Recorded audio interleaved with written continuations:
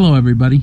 I kind of experimented with the GoPro this morning in my room and trying to figure out why the audio is muffled, and it's probably muffled now because I am looking at the camera being in my hand and my fingers over the mic. So if I move it out like this and I'm not covering the mic, I hope the sound changes. And I really wanted to use, you know, the handheld here with the case, but the problem with the case is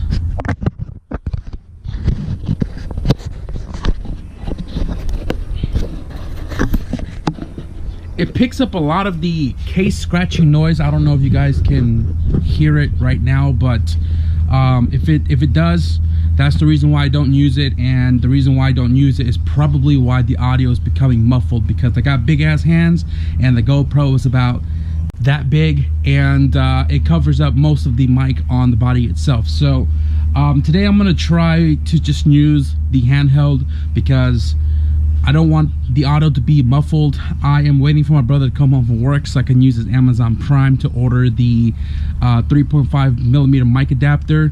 I have a mic from my Hero 3, which I'm probably gonna rig up somehow onto the GoPro so we can get better audio for the time being until we get a new camera. So my today's goal is to get this engine off the stand, and then we could you know, get the rear main seal put on, flywheel, clutch, pressure plate. I got the new throwout bearing.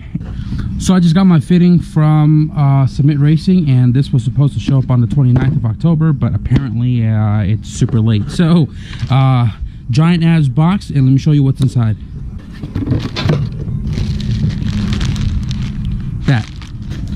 That's what's inside. So this is for my KTUNED fuel rail, because KTUNED's kit only comes with one side over here, and for EF DAs typically we have a feed coming in one way and then return going out the other way. And if you guys remember in my KTUNED fuel rail install video, I DIY made one of the fittings for the other end of my fuel rail. So this was on order and it's finally here. Has an O-ring, and I can change that out whenever I pop that hood. But I have my brother help me take off the engine from the stand itself so I could you know, obviously start working on the clutch setup. So yeah, this is definitely coming along. Like I am super, what the fuck?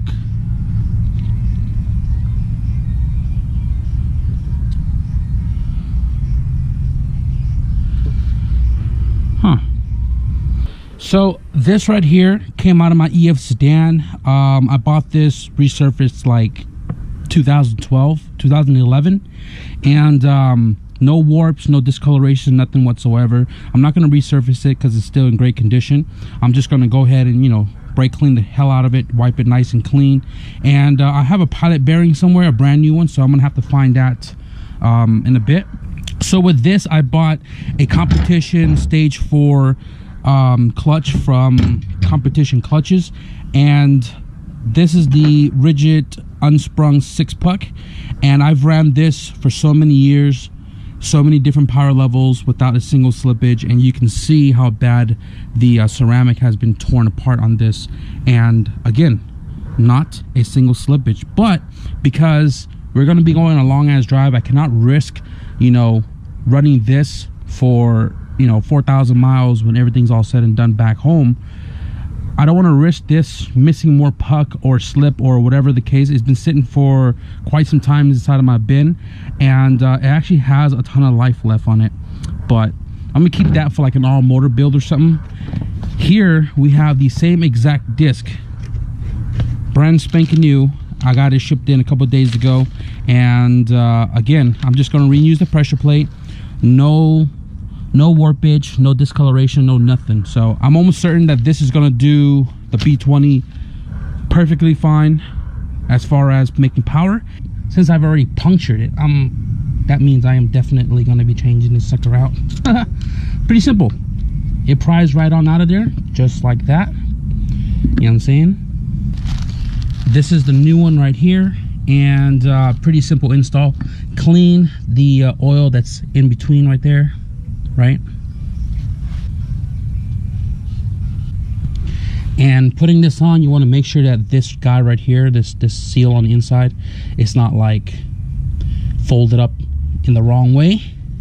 So what I do is I use this old seal, put it on top of the new one, and lightly tap it into place until this guy is super flush with the crank cover here. So I'm gonna do that quick.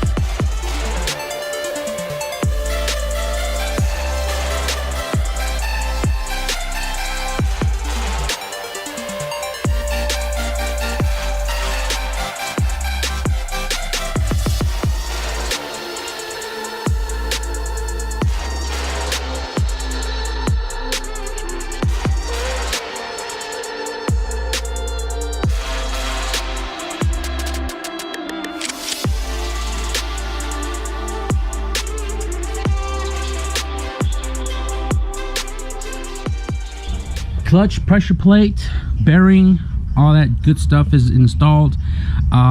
Torque the flywheel bolts to like 70, I don't know, I did like 78 or something like that. 80 pounds, I did 80 pounds. I know it's not 80, but I did 80. YOLO. The pressure plate bolts I did to, fuck, it's been a while. I did 20 pounds on the torque wrench here, and there's only 6 for the B series ITR flywheel, and this goes in and out smoothly. And now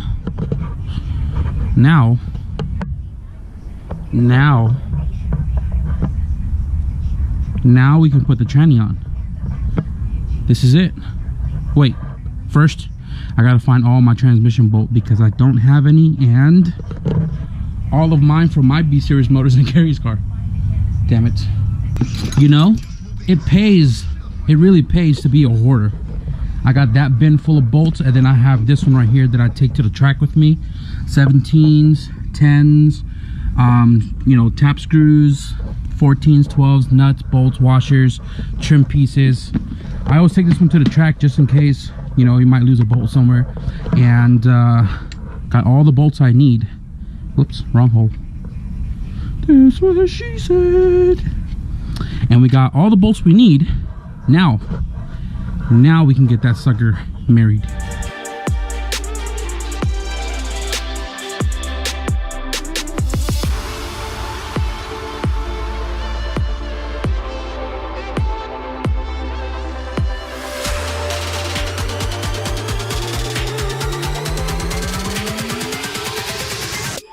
Look at my cat licking his balls up there on top of the car. As soon as I snap this can, watch his response. Chill. Chill.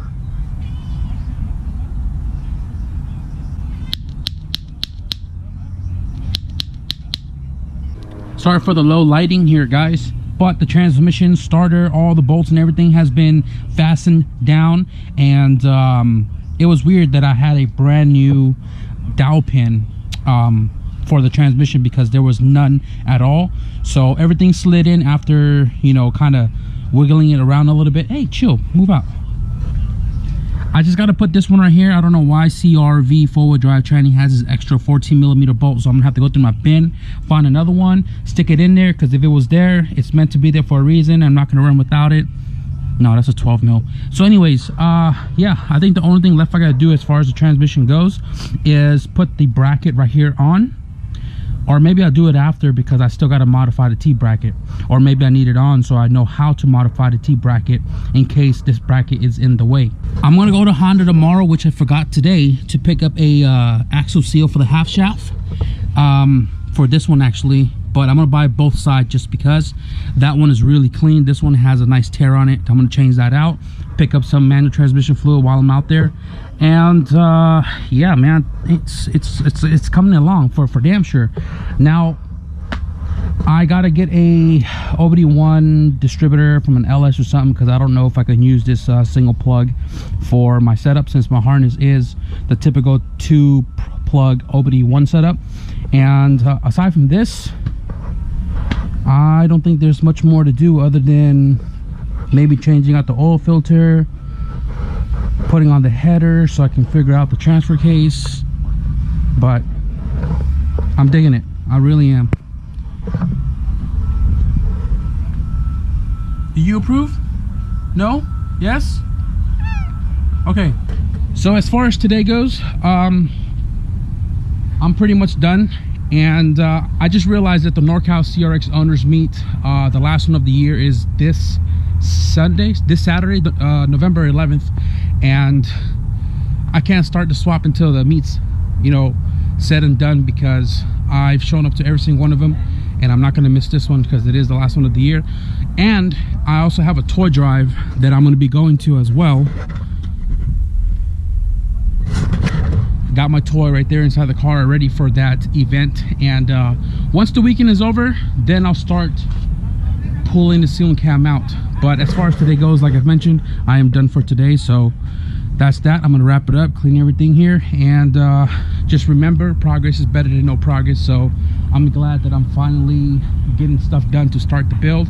I hope you guys are enjoying it, and with that being said, thank you guys for watching, and I'll see you in the next video. Peace.